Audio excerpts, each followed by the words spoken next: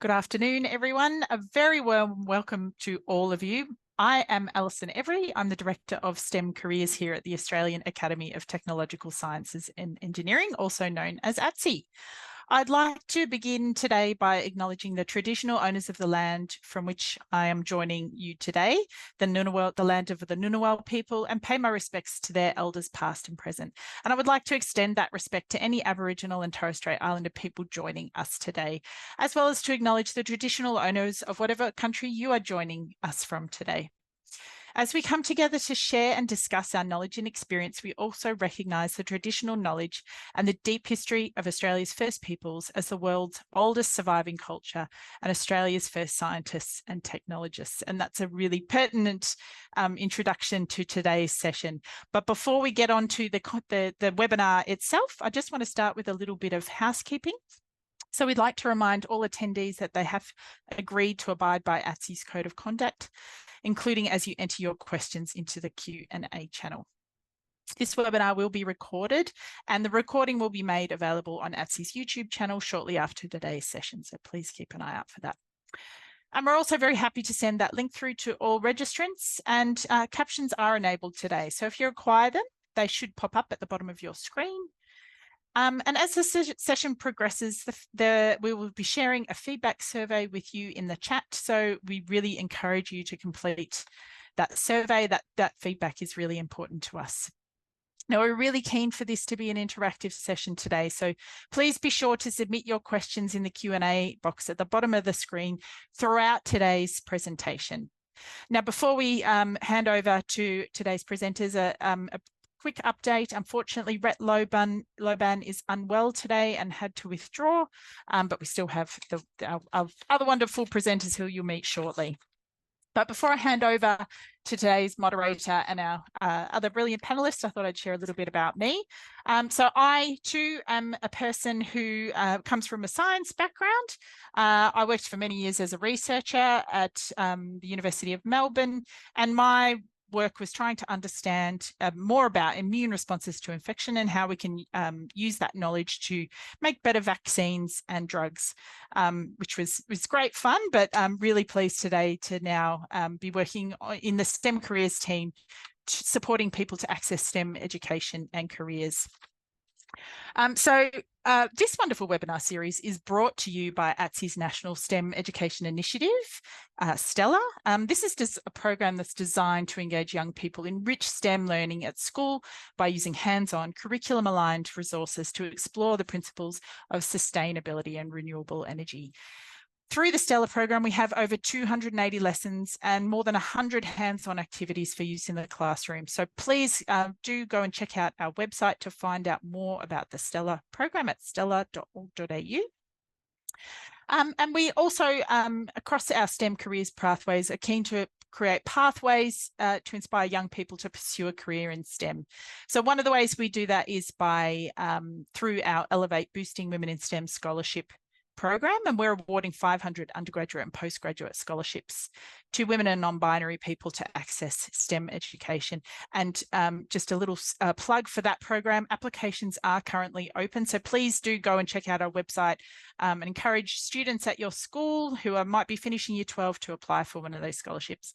And finally, we have our IMNIS program, our industry engagement program, which is designed to support motivated PhD students with mentoring and professional development.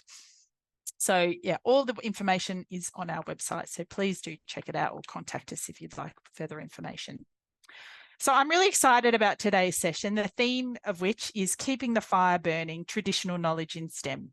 As part of this session, we'll be continuing this year's NAIDOC Week celebrations by exploring some incredible applications of traditional knowledge in STEM and the pathways our incredible speakers have navigated to get them to this point of sharing this knowledge with the broader community and applying it for a better Australia. So it's now my absolute pleasure to introduce you to the host of today's session and our first speaker, Professor Jason Sharples. Jason is a fellow of our Academy and director of the University of New South Wales Bushfire Research Group. Now, Jason is a mathematical science and internationally recognised expert in dynamic bushfire behaviour and extreme bushfire development. And he currently leads several ARC and bushfire natural hazards CRC projects and is involved in international wildfire research projects. These projects consider various aspects of extreme and dynamic bushfire propagation, the development of large conflagrations and bushfire risk management. So his expertise is particularly relevant because of the large gap between the predictions of current mathematical models of fire behaviour and actual fire behaviour, and because of the increasing prevalence of extreme wildfires due to climate change. So Jason is the director of the University of New South Wales Bushfire Research Group, which aims to improve understanding of the fundamental processes that drive extreme bushfire development and their relation to firefighter and community safety. And Jason's going to tell you a lot more about his career and how he got to where he is today. So with that, I might hand over to Jason to continue with today's webinar. Thanks, Jason. Great. Thanks, Alison. And thanks, everybody. Hello, and thanks for being here this afternoon. I think we're going to have a pretty fun session. So I guess I just wanted to start out by also acknowledging the traditional custodians of the land I'm on. I'm in Canberra as well, so the Ngunnawal and Ngambri people. Just to acknowledge those mob as the traditional custodians of these lands, and of course pay my respects to the elders across time, past, present, and emerging, as the holders of the memories, traditions, knowledge, and culture of this country. And I'm a Wallable Bundjalung man, so it's also important for me to acknowledge my own Bundjalung elders as well. So I guess what I really wanted to do today was give you a bit of an idea of how I got to where I am today in this sort of STEM sphere. I'm a mathematical scientist. I guess that's kind of what I call myself these days, because I kind of do sciencey things, but with a very mathematical vein running throughout it all. So I thought I'd go back to the start and tell you how my mathematics journey really started. And it really started when I was about 15, and we were being asked at our high school about what sort of careers that we wanted to go into and so on. And to be honest, I had no idea. I had no idea what I wanted to do. So when my careers advisor asked me what I wanted to do, I just sort of went, well, maybe be a doctor. That seemed like a pretty good thing to aim for. And my careers advisor came straight back to me and said, well, you can't be a doctor because your maths isn't good enough. That was a bit of a shock. And, you know, to be fair, it probably wasn't good enough because I was just kind of goofing around, hadn't really taken anything too seriously. But that really, I guess, sort of, well, at the very, first of all, told me that, okay, mathematics was something I should have been focusing on because it was important from a careers perspective, and really spurred me into sort of, I guess I was a bit of a, bit of a renegade or a rebel. And if someone told me I couldn't do something or I wasn't good enough, my first instinct was to show them that I was. So I ended up applying myself in maths for the rest of that year and ended up with some pretty good grades.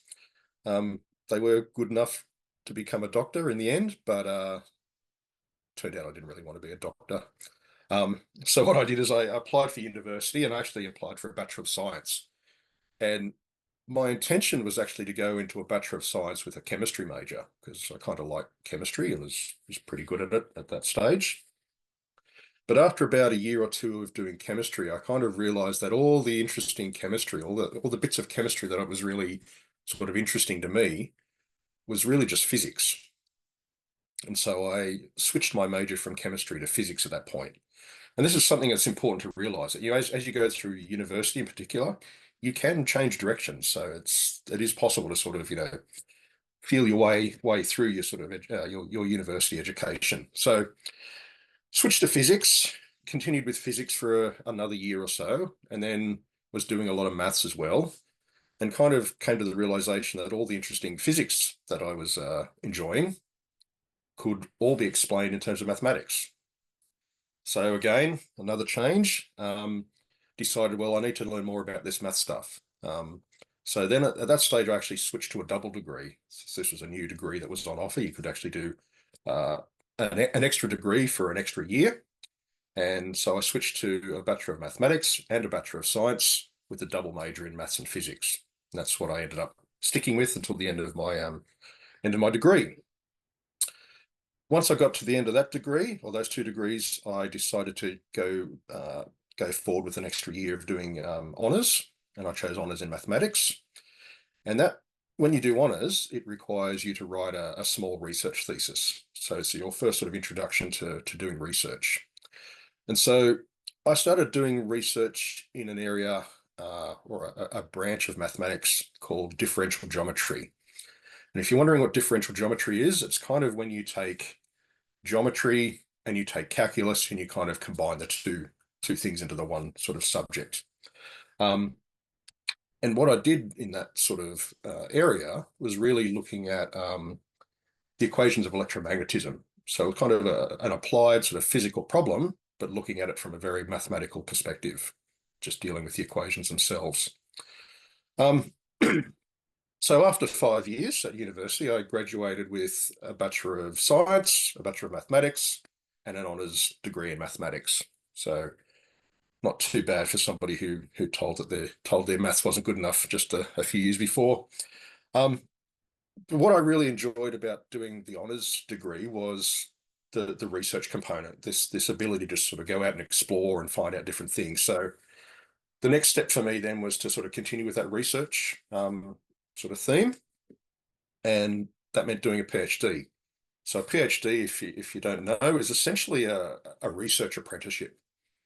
Okay, you sort of do all your undergraduate study, and then you do a PhD where you really start to learn how to do research properly. The problems that I sort of looked at in my PhD were to do with general relativity, which is Einstein's theory of gravity. So if you look on the slide there, you can see the few pictures there on the left-hand side, a couple of pictures of black holes, and then you've got the equation there, which is actually the Einstein field equations, which sort of tells you how mass and energy distort the geometry of space-time.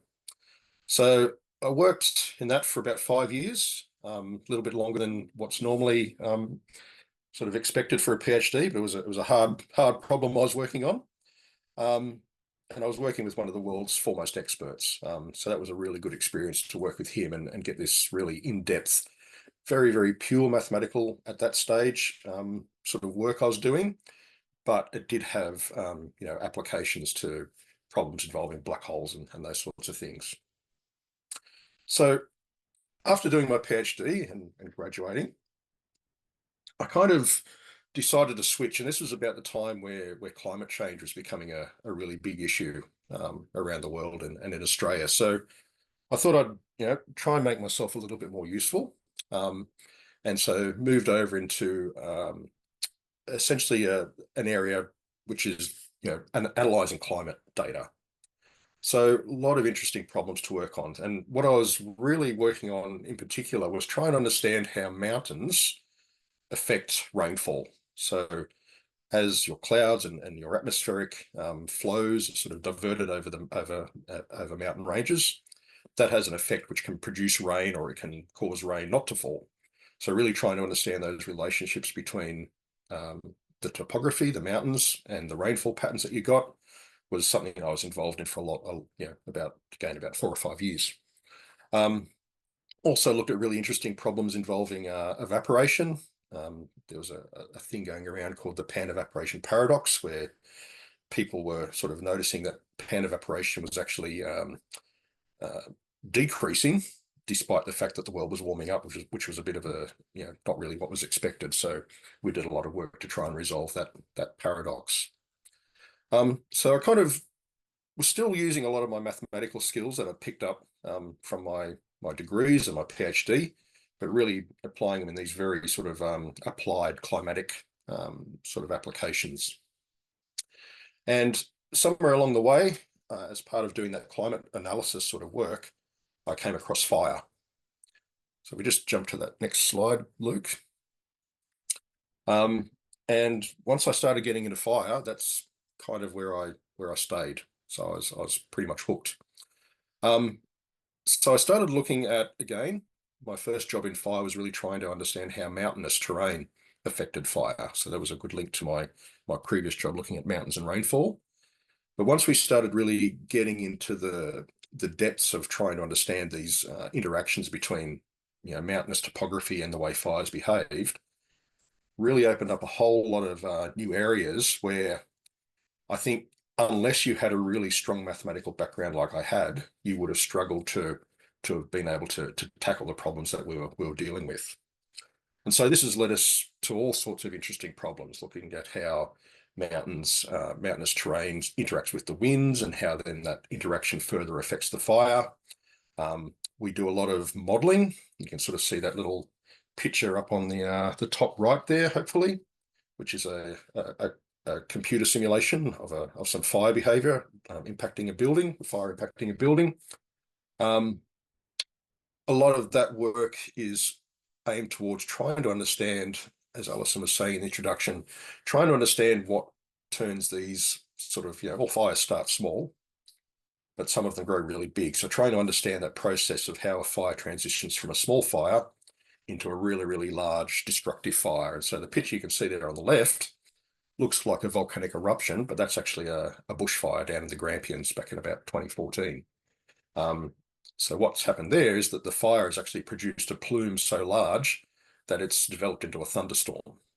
And so sometimes you hear on the news people talking about, the fire's gotten so big that it's generating its own weather. That's the sort of thing that we're talking about. So I guess as part of trying to understand those fires and understand the dynamics, we also want to try and understand how we stop them. And so that's been really good because it's enabled me to sort of connect back with some of the Indigenous and cultural burning practices that are in use across Australia. And I mean, a lot of that knowledge has been sort of downplayed and sort of put into little pockets, but we're kind of trying to make this, get a resurgence in this sort of practice across Australia. And I think that's, really good connection with the theme of NAIDOC this year, keep the fires burning. Well, we're actually trying to bring the fire back to country and bring the good fire back to country as I think one of the only real chances we've got of solving this big fire problem that we have. So yeah, that's probably enough of my story. I know Jamie or Jam's got another story to tell, so I'll just take the time to introduce him. So our next speaker, and unfortunately, again, we didn't have Rhett here today, but Jamie Graham-Blair, who's known as Jam. He's a conservation ecologist and marine biologist with the CSIRO, and he's a proud land and sea defender of the Trawulway and Pelgamarinia clans of northeastern Lutruwita or Tasmania. He has a Bachelor of Marine and Antarctic Science from the University of Tasmania and Institute of the Marine and Antarctic Studies. As a holder of cultural knowledge, Jam blends both Western and Southern knowledge systems together to protect and understand country and to educate and inspire whoever will listen. Jam's work, particularly in the movement for climate justice, saw him take out the CSIRO Indigenous STEM Award for tertiary excellence in 2019, and his commitment to community has also seen him elected to represent his people in many ways. Most recently, as a delegate on the Talipa Tanapri Treaty Delegation, negotiating with the Tasmanian government. Now working as a researcher with CSIRO, Australia's leading science agency, Jam continues to care for country and represent his culture and community with STEM. So Jam, I'll hand over to you. Thank you very much, Jason, and thanks, Alison, for opening this event. I'd also like to thank all the organisers and the panelists for putting this on. I too would like to acknowledge country. I'm coming to you all from Nipaluna, Muanina country, also known as Hobart, from Lutruwita, Tasmania. As Jason mentioned, I'm a proud Trawulway and Plangamarina Pakana, Tasmanian Aboriginal fellow. And I'd just like to acknowledge my ancestors, the diversity of ancestors on Lutruwita, Tasmania, but also all across this nation that we call home, this beautiful continent. I acknowledge that all Aboriginal and Torres Strait Islanders have unique and distinct law and knowledge systems, and they're all powerful in their own rights and have guided all of us to societal success and sustainability for millennia. Yeah, my name's Jam. I'm a marine ecologist and conservationist. I come from a pretty small community on an island called Flinders Island. Some of you may know it's an island kind of between Tasmania and Victoria. My family have lived there for the last 8 or so generations, where there's quite a large population of Aboriginal people, Tasmanian Aboriginal people specifically. During the Frontier Wars, essentially all the Aboriginal people of Tasmania were rounded up and taken to these communities to essentially live on missions in that region.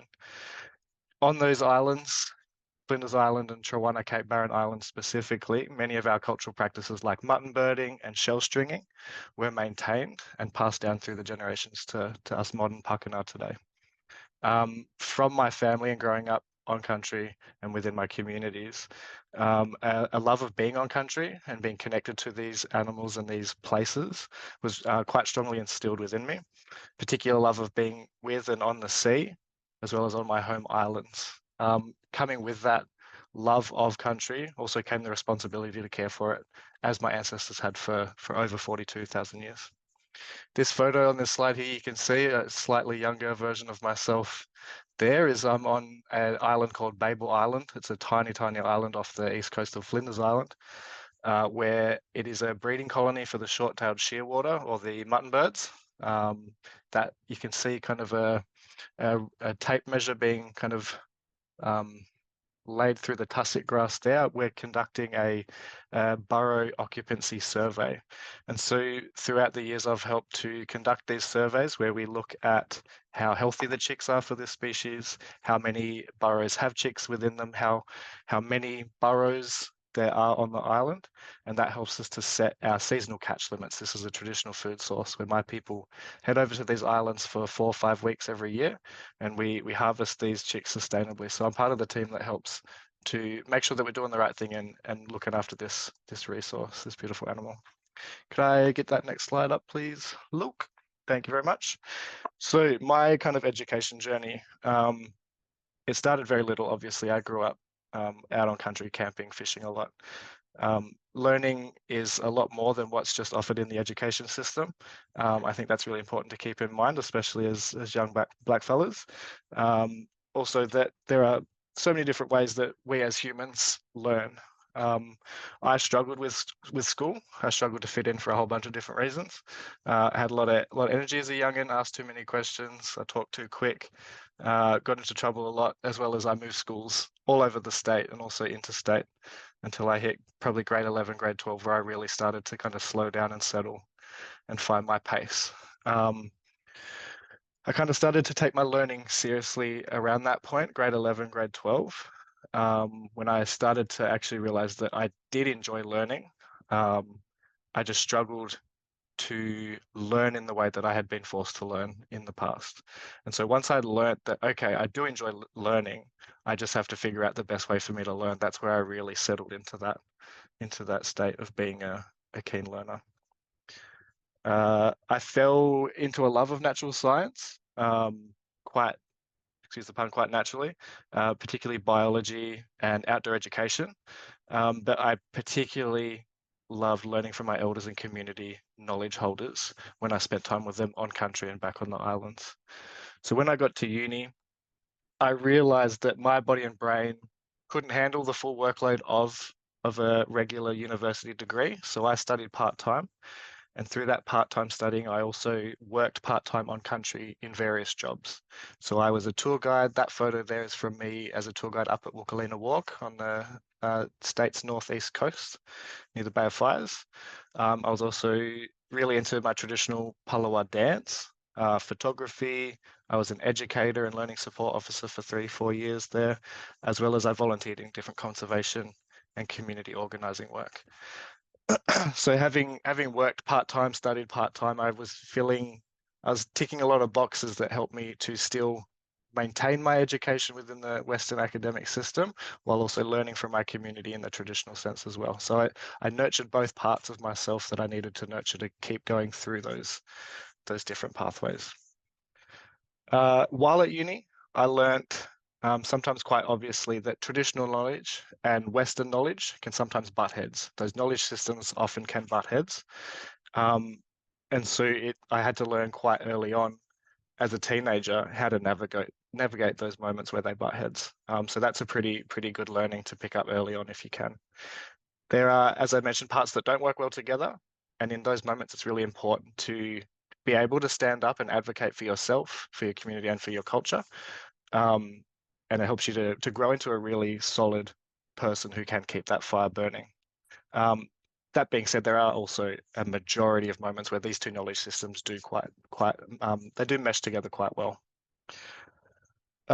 Throughout that learning, whether it was primary school, high school, or tertiary education at university, I struggled to find one area that I really found an interest in. I kept my learning really broad all through university, and even now in my current work, I still keep it quite broad.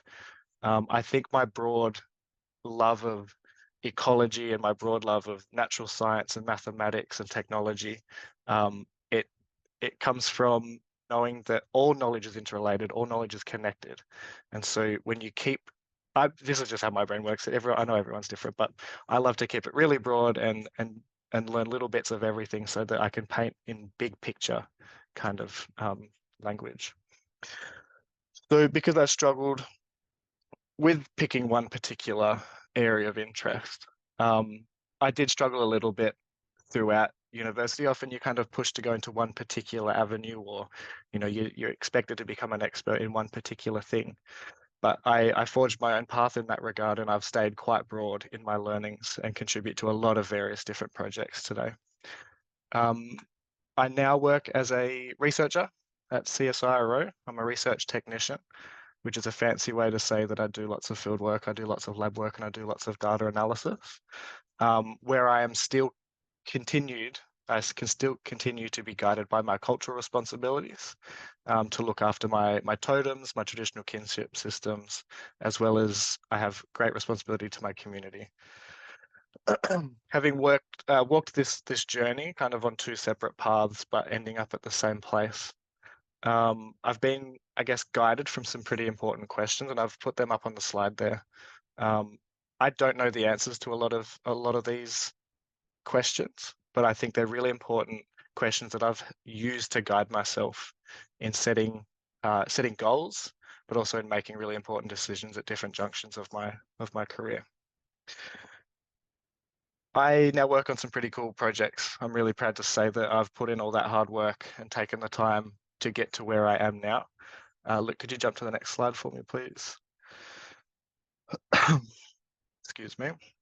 So I am, as I mentioned, I'm a researcher at CSIRO. The main part of that research work is being a voyager on the RV Investigator. On the Investigator, I'm again an all-rounder. I'm helping out on a whole bunch of different projects, but the overall goal of this CMES voyage, CMES is the Southeast Australian Marine Ecosystem Survey. We look at how climate change and how the fisheries industries are impacting sea country from Lutruwita, Tasmania, up to Victoria and around to New South Wales. So that kind of strip of the continental shelf between Sydney and Hobart. This project is a multi-decadal project looking at change in that region over the last 30 odd years. So as a voyager, I'm helping with the trawl team. I'm pulling up tons of fish and sorting them into species and looking at what fish are present, how healthy they are, what size they are. And we're looking at the changes as you head north through that East Australian current. We're also looking at the physical properties of the ocean, looking at salinity, oxygen, carbon dioxide, all that cool stuff. We're mapping the sea floor. The Investigator has some pretty incredible sonar and multi-beam technology where they're mapping the sea floor and looking at sea country that used to be walked on by my ancestors. So that's really cool to be looking at sea country, the sea floor that hasn't been seen by humans for 12,000 years. But now with the technology and this incredible ship, we're out there looking at it and thinking about what life used to be like during those ice ages when the sea level was low enough for humans to live out there. A whole bunch of really cool stuff. There's also eDNA work going on out there, which is where we're taking samples of seawater, and from those samples pulling fragments of DNA from the ocean and saying this fragment matches up with this genetic barcode, so we know that this species is present somewhere in this region. And through that new kind of emerging technology, we're able to make some pretty cool estimates of how the region is shifting with climate change and with fishing impacts. I'm also working on a wombat conservation project. So in those islands that I mentioned around Flinders Island, one island in particular, Clark Island, or Lungtalunana as we call it in my language, there used to be lots of wombats prior to colonization. They were made to go extinct in the 1800s, and then that island was returned to my community in the late 90s. So now that this island is back in our control, we're using fire. As Jason mentioned, fire is a really important technique for managing landscapes and for healing and restoring ecosystems to how they used to be. And so part of restoration is reintroducing fire, it's reintroducing plants that are missing, but also we're now looking at modeling a population of wombats, kind of trying to figure out what a healthy population of wombats looks like, how many should we introduce, what should that sex ratio be, how many males to females, to really introduce a successful and healthy population back to that island, which is really cool to be using maths and statistics to answer some of those questions. Also looking at giant kelp. Some of you may or may not know, but giant kelp used to cover the entire kind of eastern side of Lutruwita, Tasmania. Over the last 30, 40 odd years, we've lost about 95% of our kelp. And so we're kind of looking at using genetics. How can we figure out what kelps are able to withstand warmer oceans, which ones are able to withstand different nutrient loads, and using that genetic information to contribute to restoration and conservation. Machine learning and AI, we're teaching a model to count seabirds, which is really fun and exciting. I haven't worked with AI before in any of my studies, so it's really cool to get into CSIRO and to jump onto a project that I'm learning so much about, really fresh. And then the last kind of major project that I work with is looking at those mutton birds that I mentioned right at the start, looking at the impact of plastic on those birds. Up to 95% of these seabirds ingest plastic. So it's really important that we understand what impact plastic has on their health, but also as people who eat these birds, what impact does that have on our health? All of these projects are kind of guided by my community's law, my cultural law, and my traditional knowledge. So I kind of use my values, my Palawa values, to kind of guide myself and contribute to these projects. Yeah, I think that's a lot of me talking there and a lot of cool stuff that I've shared, but I might wrap up there, and maybe we can get into some cool questions. Thank you, Jason, and thank you, Jam. They were fascinating presentations, and I just want to thank you for your generosity in both sharing your stories, but sharing also your traditional knowledge. And we have so much to learn, and I'm so excited that we're finally able to draw on that knowledge to tackle huge problems like climate change. So really congratulations to both of you on the amazing work you're doing. I'm going to start with a question to Jason. If you could please provide one piece of advice that you would give to students who might be thinking of pursuing a career, a STEM education career, a STEM career. Thanks, Jason. Yeah, sure. I mean, I think the most important thing is to follow your passion. You know, if you find something really interesting, grab hold of it. Don't let go. Believe in yourself. I mean, a lot of kids get told out there, as I was told, that you're not good enough. Don't accept that. Just show them. I guess my sort of mathematically biased answer. The more mathematics you can do, the better. And I say that because I guess as through my career, I've shifted my field a few times. And I think the thing that's really made it easy for me to do that is that I have this sort of strong mathematical background, and you know, it's really just every time I switch a field, it's just kind of changing the names of the variables. So I think, you know, having that strong mathematical underpinning is really important. Thanks, Jason. Great answer. And I think it came through in both your presentations that sort of taking that broad approach, that kind of jack of all trades, can be really useful in broad topics to help you apply to a whole bunch of different research projects. That's really great advice. Now, question for you, Jam. so you've got so many projects on the go, fascinating work, and work with a variety of animals and plants. Do you have a favorite species that you work with, or a particular project that you've worked on? I know it's probably going to be difficult to choose just one. It is Okay. difficult. It is Up to difficult. the, I'll give it a rise to the crack. challenge. Yeah. I would say the favorite project that I've worked with has been over the summer. I worked as a project officer quite briefly for the Puckanuh Sea Country Rangers, where they're kind of working on a proposed Indigenous protected area around those islands that I've been talking a lot about. Part of that, we are looking at understanding the impact that climate change and kind of boat activity, human activity in the region, what impact that's having on seagrass meadows. So we did a really cool project dropping cameras through all these different sites throughout the archipelago and map that out. And that was really cool because we're out in the boat day after day after day dropping these cameras, and would knock off and go for a swim, and it was just a beautiful time. So that was probably my favorite project. Yeah, thank you. Brilliant. Now there's a whole bunch in the chat. There's one really important one I want to come back to, but Jam, I wonder if you've got any advice on how students can discover the way they learn best. That's a huge question. I think I can talk from my perspective. My journey, as I mentioned before, is different to everyone else's journeys. I learned best about my learning style essentially by trial and error. I kind of figured out what did work and what didn't work for me as I moved through my schooling and my education journey. And also kind of towards the end, when I started to put it together and figure it out, I found other people that thought like me and learnt like me. And together as a group, we kind of shared ideas and shared learning styles. Teachers also know a lot about how to learn. Obviously, it's their job to teach. So, you know, if you've got questions about learning styles, I reckon they're really good ones to chat to. Yeah. Excellent advice. Thanks, Jam. Now, the next one comes to you, Jason. I wonder if you can comment on how traditional practice for fire management has changed our Western thoughts and practices. Yeah, no, it's had a huge impact, and it's a sort of an area which is really gaining a lot of momentum and a lot of interest. And I think really it's around trying to, or appreciating that your country tells you how to burn it, and each piece of country will have a sort of a certain good fire, which is the best sort of a fire to apply to that piece of country to sort of maintain its health. So it's really interesting when you sort of go back and look at the way the old people managed country.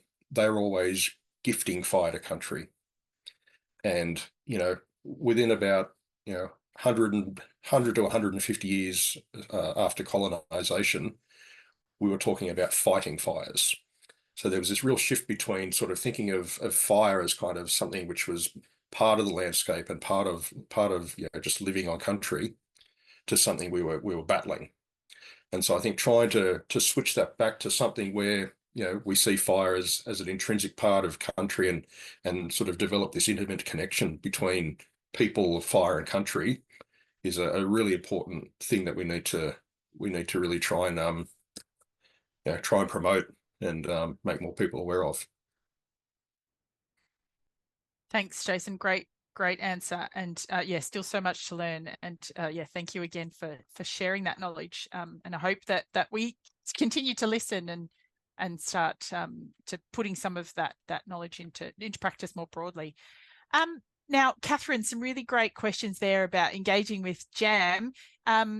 So perhaps we can, I don't know, Jam, if you have any thoughts on whether you or CSIRO, or ways that that these young people can engage with you, or more broadly with CSIRO on some of these really exciting topics. Well, let me just read that last one there that Catherine's put in. The robotics team are looking to research a specific problem in the Southern Ocean. Connecting some questions. Yeah, look, reach out. Well, I'd love to have a chat with you more broadly about that. I do know we have an education and engagement team here at CSIRO, so I can, we can work together and see what we can come up with. There's some pretty cool stuff happening, so I'd love to get that cool work with AI, machine learning, and all that out into the world. That's brilliant. Thanks, Jam. And that probably is a good segue into the question just above Catherine's question. And perhaps I'll start with you, Jason, but you both might have some thoughts on how educators and schools can go about engaging more with traditional knowledge in their regions. If you have any advice about how schools might be able to approach that. I mean, Aboriginal people love a yarn, so go and talk.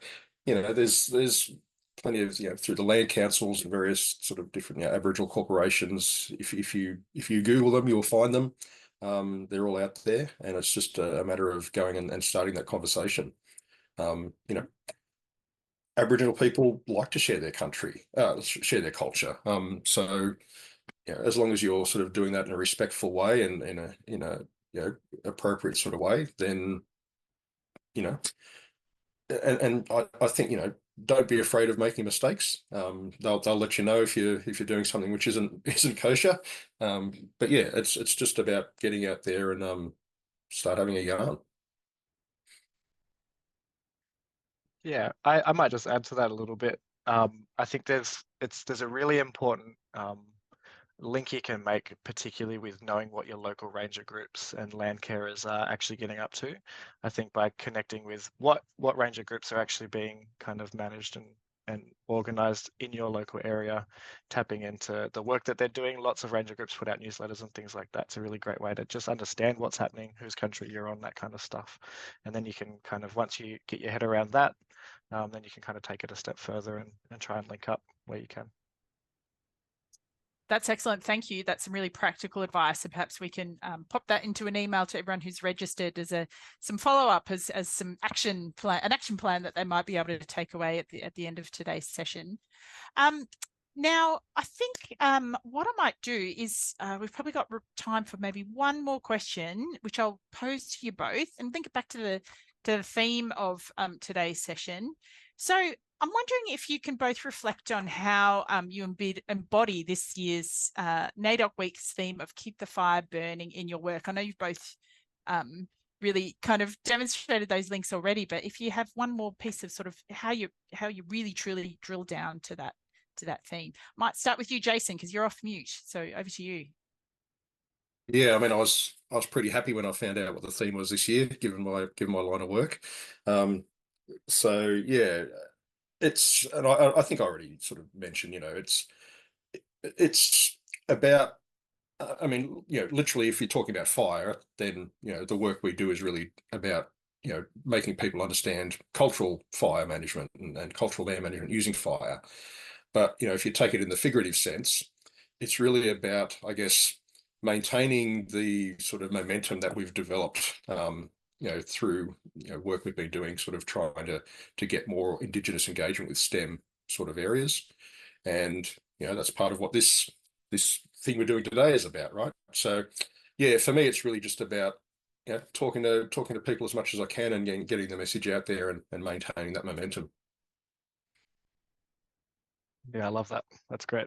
I think for me, it's by never forgetting the big picture and remembering that I'm a small part of a very large story, and doing what I can to kind of ensure everyone knows what that story is.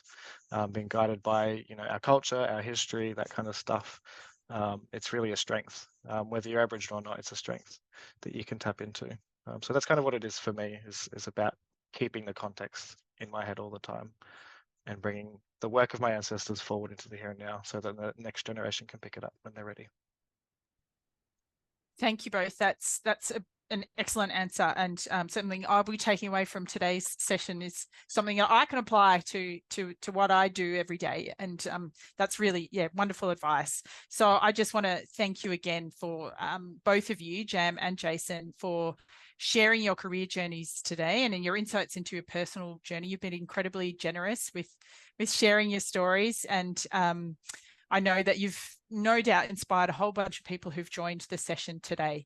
So really thank you from the bottom of our hearts. And thank you to everyone who's joined from the classrooms and offices who've jumped online today to join this session. We hope that you've also taken something away. I have no doubt you have. That's left you not just with a better idea of how you, all the different careers that you can pursue in STEM, but how you can sort of take some of that broader knowledge to to engage more meaningfully and authentically with our own country. So there are more Shape Your Future sessions running this year. Our next session will be in early September, looking at careers in science communication for International Literacy Day. So we hope that you can join us again to hear more exciting conversations with other spectacular STEM professionals who are working in that really exciting field. It's very important to be able to communicate what we're doing. And your feedback is really important to us as well. So please do take a moment to click on the link that we've popped in the chat to complete a short survey. And that will just help us to ensure that we can keep delivering content that's going to be most useful for you in your classrooms. So once again, thank you, Jam. Thank you, Jason. Thank you, everyone. And we do look forward to seeing you next time. Thanks, everyone. Bye.